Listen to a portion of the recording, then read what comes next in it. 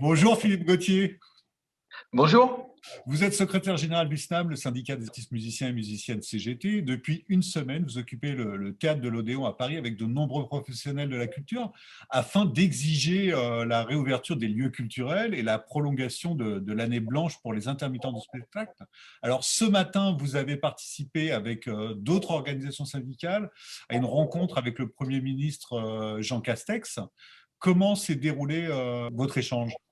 Ce qu'il faut comprendre, c'est que le gouvernement a une certaine vision de la vie culturelle de ce pays qui, premièrement, n'est pas la nôtre, mais surtout est une fausse vision. Donc, Jean Castex a annoncé notamment 20 millions d'euros d'aide déployées auprès de ce qu'ils appellent les équipes artistiques, qui sont en fait les compagnies, les ensembles musicaux qui sont déjà financés par le ministère de la Culture.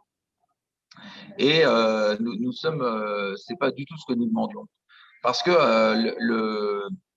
les équipes artistiques qui sont déjà aidées par le ministère de la Culture, c'est une minorité des artistes de ce pays. Parce que si on prend le cas de la vie musicale, c'est beaucoup plus large.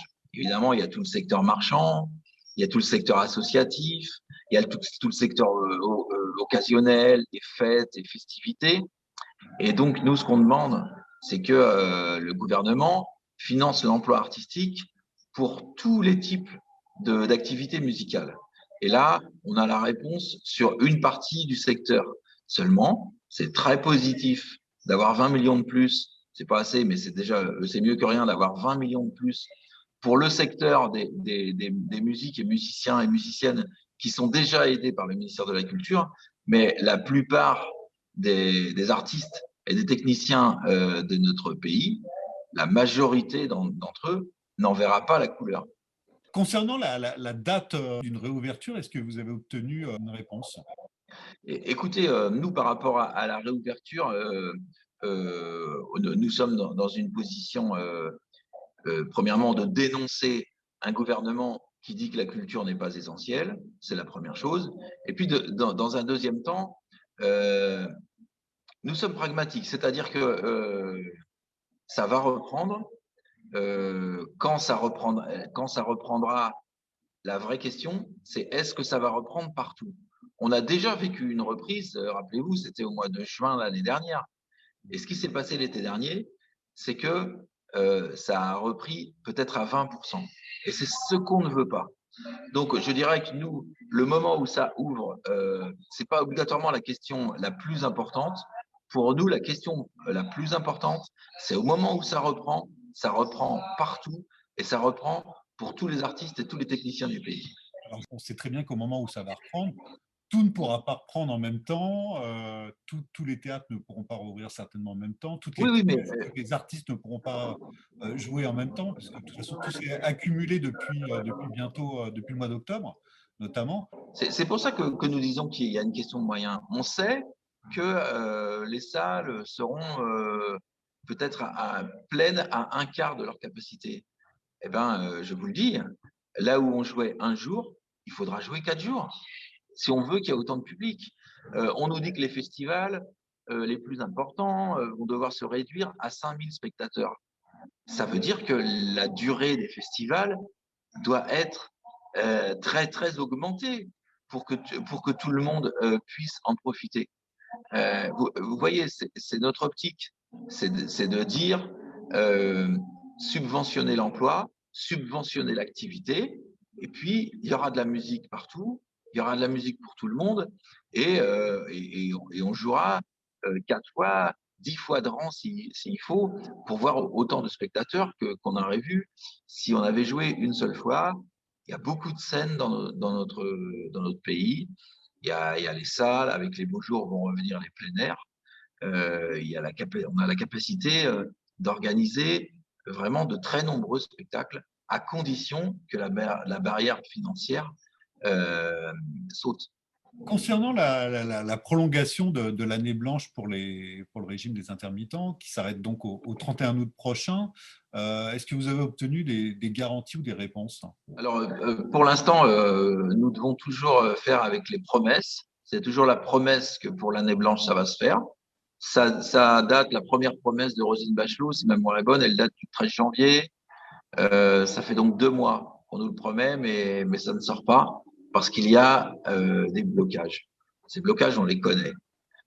Ces blocages, Madame Bachelot l'a même écrit dans un courrier commun avec la ministre du Travail, Elisabeth Borne, c'est que parallèlement, il y a une réforme de l'assurance chômage qui va toucher toutes les autres catégories de travailleurs précaires.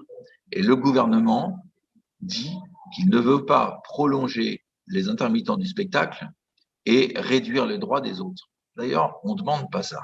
Nous, on ne demande pas une mesure de faveur. On demande que les travailleurs précaires du spectacle voient leurs droits prolongés, que tous les travailleurs précaires de tous les secteurs d'activité voient leurs droits prolongés. Et le projet du gouvernement, comme chacun le sait, puisque l'ensemble des syndicats unis sur cette question, l'ensemble des syndicats de salariés de ce pays ont écrit au gouvernement pour dire qu'ils refusaient cette réforme de l'assurance chômage parce qu'elle est injuste, parce qu'elle est dure aux plus pauvres de notre pays.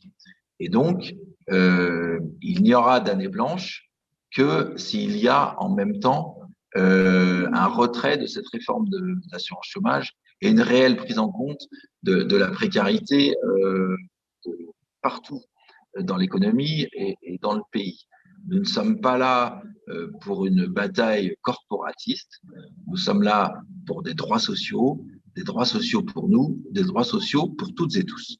De nombreux théâtres en province, je pense au Théâtre national de Strasbourg, le théâtre en région parisienne de la Colline, mais aussi en province, de nombreux théâtres sont occupés par des artistes, par des étudiants. C'est quelque chose qui, j'imagine, doit vous motiver au théâtre de l'Odéon, qui doit un petit peu vous renforcer? Bien entendu, parce que je vais vous dire un secret, on ne l'avait pas du tout prévu.